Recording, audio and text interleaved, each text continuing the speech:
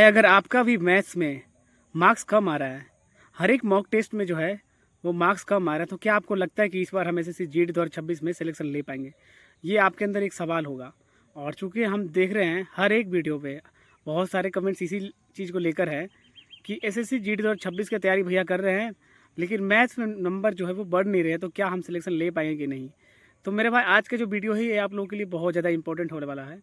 Video में हम आगे बढ़े उससे पहले आप लोग अगर चैनल को सब्सक्राइब नहीं किए हैं तो चैनल को सब्सक्राइब कर लीजिएगा। वीडियो को लाइक ज़रूर से ज़रूर करना और शेयर करना उन भाई लोगों को जिनका मैथ में मार्क्स जो है वो कम आ रहा है और जो सोचते हैं कि क्या मेरा सिलेक्शन होगा कि नहीं। तो मेरे भाई लोग अगर सच बात बताओ ना, तो अगर आपका मैथ्स में वीक भी हो, मार्क्स जो है वो कम भी आ रहा है, तब भी आप सिलेक्शन ले पाओगे, क्योंकि आपको टॉप करना नहीं है मेरे भाई। आपको तो सिर्फ जॉब लेना है। आपको अपना जो जो सिलेक्ट किया है, जो आपका ड्रीम जॉब है, जो आपका यूनिफॉर्म है, like CISF, SSB, ITBP, VSF, CRPF, जो भी आपका यार फेवरेट है, आप उसको पाना, ना कि SSGD को टॉप करना है। तो आप ये मन में निकाल दीजिए कि क्या मेरा मैथ्स अगर वीक है तो हम सिलेक्शन नहीं ले पाएंगे, ऐसा कुछ नहीं है। हाँ, बट ये चीज़ है कि ये मतलब डिसाइड तो करता है कि आप सिलेक्शन ले पाएंगे कि नहीं, लेकिन ये चीज़ नहीं है कि अगर आपका मार्क्स जो है कम भी आ रहा है तब भी आप जो है सिलेक्शन नहीं ले पाएंगे।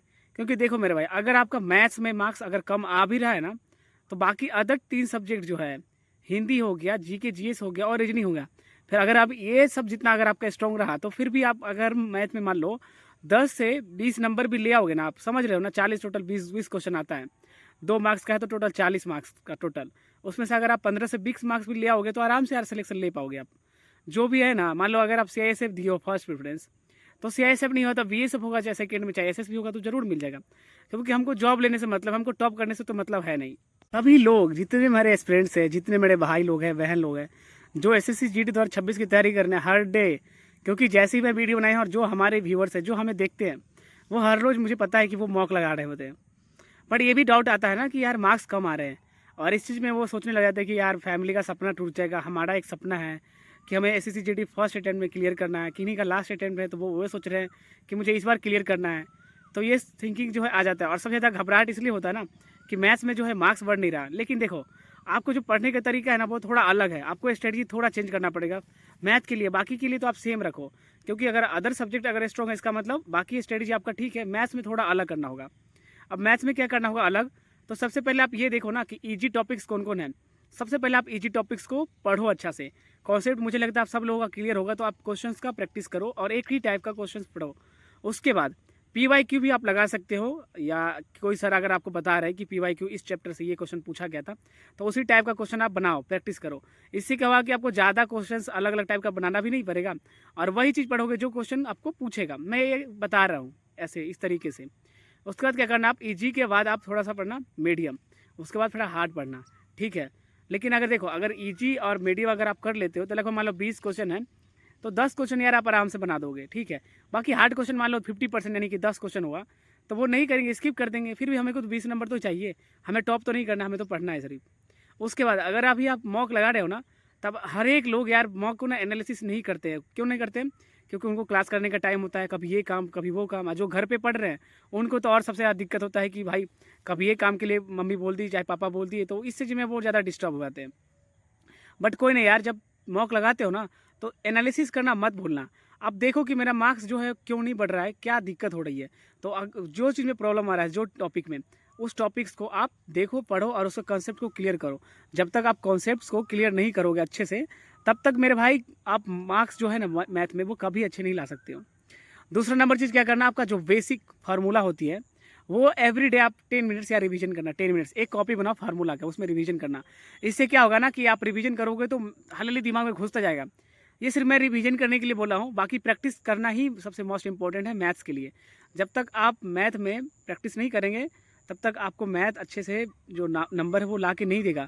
क्योंकि ये थ्योरी बेसिस क्वेश्चन तो है नहीं, जो आप थ्योरी पढ़ लिए एक बार आप बना देंगे, ऐसा नहीं है। प्रैक्टिस कीजिएगा जितना, उतना अच्छा रहेगा। दूसरा कैलकुलेशन फास्ट करने के लिए मेरे भाई कम से कम आपको 20-30 तक तो पहाड़ा होना चाहिए याद, टेबल जो बोलते हैं वो। उसके बाद स्क्वायर कम से कम आपको 30 तक, और क्यूब जो है ना कम से कम 20 तक।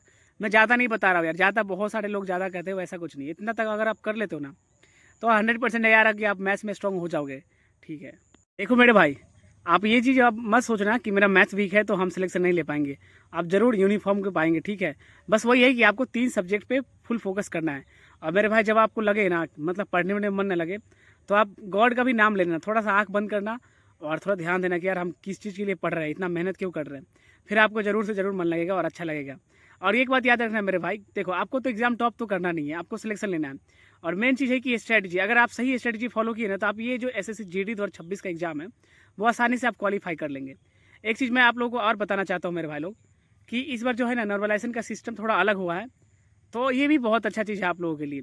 क्योंकि पहले क्या होता था ना कि हार्ड शिफ्ट ईजी शिफ्ट के अनुसार जो है वो नॉर्मलाइजेशन होता था।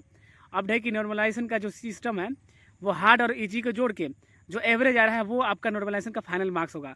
तो इससे क्या होगा कि सभी लोगों को फ़ायदा होगा, ईजी आए चाहे क्वेश्चन, चाहे हार्ड आए चाहे एवरेज आए, तो सभी लोगों को आराम से सिलेक्शन भी हो पाएगा। और सबसे ज़्यादा बात ये कि कट ऑफ ज़्यादा नहीं भागेगा, जो सब लोग इतना ज़्यादा परेशान होते हैं यार, 90% कट ऑफ बहुत हाई होता है यार।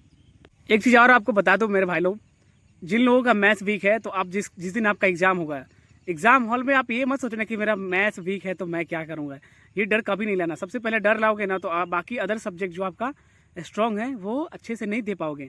तो ये मत सोचना, आप ये सोचना कि मैं क्वालिफाई करना है, मुझे पास होना है, मुझे इतना नंबर लाना है जितना नंबर से जो मैं अपना सोचा हूँ ड्रीम, जो आपने फर्स्ट प्रेफरेंस दिया है उसको पा सके, इतना ही सोचना। नहीं तो अगर आप निगेटिव सोचेंगे तो फिर क्वेश्चन वगैरह सारे गलत हो जाएंगे। अगर हाँ भाई लोग वीडियो अच्छा लगा है तो आप वीडियो को लाइक कीजिएगा, चैनल को सब्सक्राइब कीजिए। और अगर आप एसएससी जीडी 2026 को क्लियर करना है तो आप लिखिए कि I will crack SSC GD exam, and जो भी डाउट्स है प्रॉब्लम है वो पूछिए, उसका रिप्लाई हम थोड़ा सा कर देंगे। थोड़ा सा अभी टाइम बिजी है इसलिए नहीं कर पा रहे, तो इसके लिए सॉरी भी बोलते हैं।